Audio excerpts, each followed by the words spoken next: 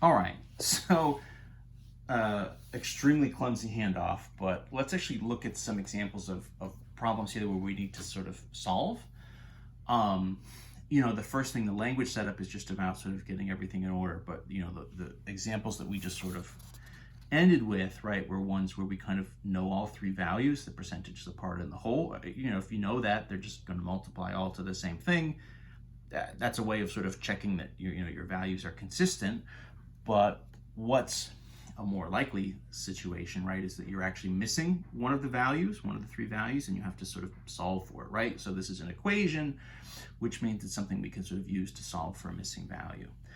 So we might be given a situation like, what is 24% of 30? And so this is a situation where we need to kind of identify the percentage and the part and the whole. One of those three is missing. And so we're going to have to sort of write this as an equation and then actually sort of use that equation to actually solve for the missing piece. So what is, so the what here is one of our pieces, 24%, and then of course 30. So let's do a couple quick identification things. The what is going to be our missing value, is our variable, right? So we're going to use an x here. 24%, it's got the percentage signs on it, so that's obviously our percentage.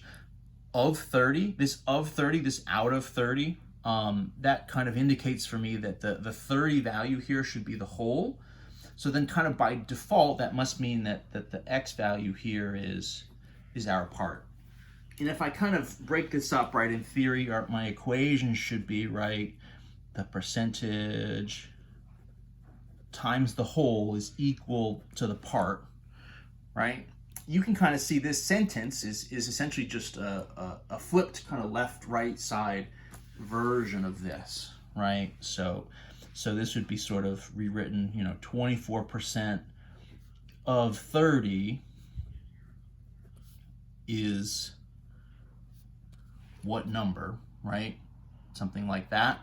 And then for us, written as an equation, and you can kind of see why this starts to be useful. So that's 24%, 0.24, right? Kind of is multiply. 30 is equal, what number is x, right? Well, okay, so 0.24 times 30 equals x. This is a great equation. Just number times number is x. This is going to be like a 7.2 or something, I think, right? I'll sort of double check this. No reason to wing it. 7.2, if you do this multiplication, equals x. And that's it, right? I mean, that's kind of the nicest, best possible way to sort of get an equation. Just number times number equals x, and then you're done. So you can kind of see the advantage of this form and this sort of setup, in particular in this way, right, where you're sort of just set up with a nice way to just kind of multiply this, get it organized, just sort of multiply to get your missing values. In this case, is 7.2. Makes sense, 24%, obviously less than 100%, so we should expect a number less than 30. 50% of 30 would be 15. We're around kind of half of that again, which would be 7.5. So this all seems like it checks out.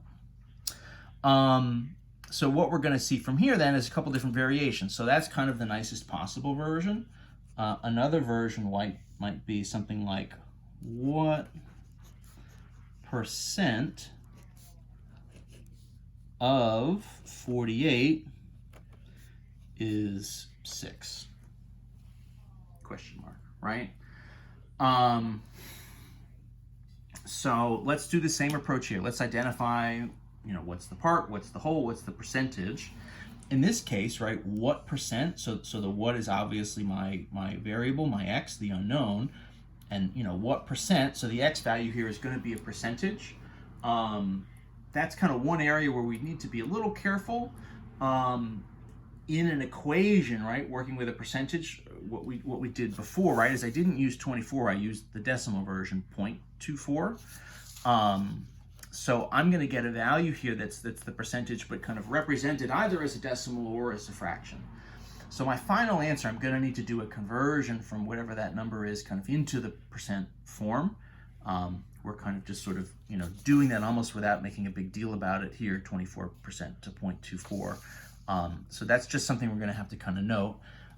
The rest of this, so of 48 is 6. So the of, right, is kind of an out of. That makes me think the 48 here should be the whole, is our sort of total amount, and then kind of by default, 6 must be the part. But that kind of that's usually the order that I go in as far as trying to identify which of these pieces is which. The percent is usually the most obvious to sort of pick out, and then the whole, and then the part is kind of whichever one is left over.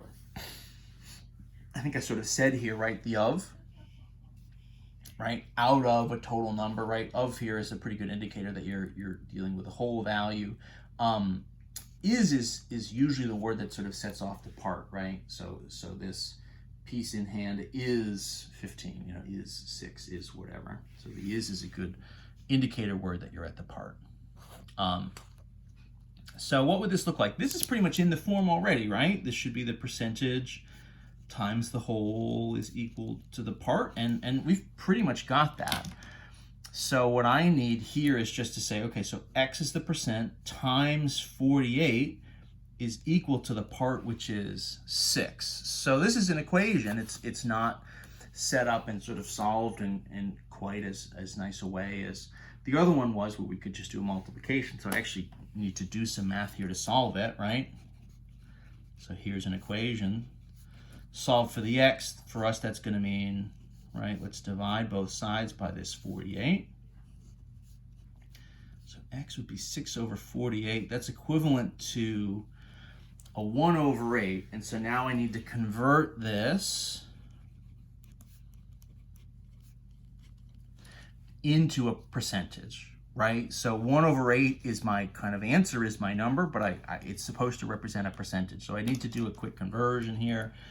We could do, right, 1 over 8 times 100%, right? The same thing as what we would have done in 7.1. 100 over 8, aka if we divide by 4, 25 over 2% would be kind of a 12.5% as my kind of value and my answer there for x. So, what percent of 48 is 6? The answer in this case is 12.5%, right? 12.5, or it's written as a decimal, 12.5. Something like that. So that's what it would look like if the value you're missing is the percentage and you're sort of using the equation to sort of set up and solve it. So in the first one, we solved for the part. In the second one, we solved for the percentage. Let's do a third one. You can probably guess. Let's solve it for the whole. So what would that look like, right? Again, there's a number of different ways to kind of word some of these problems. We might see something like 12 out of what number is 3%. So this is, right, changing the wording a little bit, sort of changing a little bit of our kind of form. Let's do the same thing, right? 12, what number is obviously our x, 3%. So let's go through, obviously the percentage here is our percent, 3% is the percent. Out of what number, right? So out of, right, the of here, of what number, that means our x value, the missing value here, would make sense to be the whole, and so then kind of by default, that means 12 is our part, our portion. This is not directly in the form, if we want to kind of rearrange this then kind of into, this should be the percentage times the whole is equal to the part, right? That's what our equation is going to look like. And so if I take these values, so my percentage here, right, so 3%, times the whole, which is my x, should equal 12. Now, of course, 3% would, of course, be 0.3. I'm sorry, 0.03. 0.03 times x is 12, right? Or if you want whatever, a fraction version, a 3 over 100 or something, right? Could be what you would use here. To solve for this, right? So then solve for the x. This is just going to be another division, but now I'm actually dividing by 0.03. So the x value here is 12 over 0.03. You know, a couple different ways to do this. You could think of this as a fraction. You could do a long division. I think what I'm going to do, I know that 3 would go into 12, right? Would go in there 4 times. Let me just shift this over twice and throw a couple extra zeros up top. So this would be equivalent to like 1200 divided by 3, and I know that that's going to get me 400, right? 3 would go into 12 4 times, and I just get these sort of double zeros. So 12 out of 400 would get me 3%, right? That kind of makes sense. 3% is a relatively small percentage, right? And so if 12 is representing 3%, it's got to be out of a pretty big number, right? 3 would be 3% of 100, so it's got to be bigger than 100. And so it goes, and so it goes. That's kind of the 3 variations. I mean, there's, of course, always a few more different ways to do any of this stuff, right? But that's 3 different sort of versions of these setups using the equation to kind of get us there, right? So solving either for the percentage or the whole or the part, that's kind of what it would look like. And so that's using an equation. We'll do 7.3 next, right? Which is solving these same types of problems,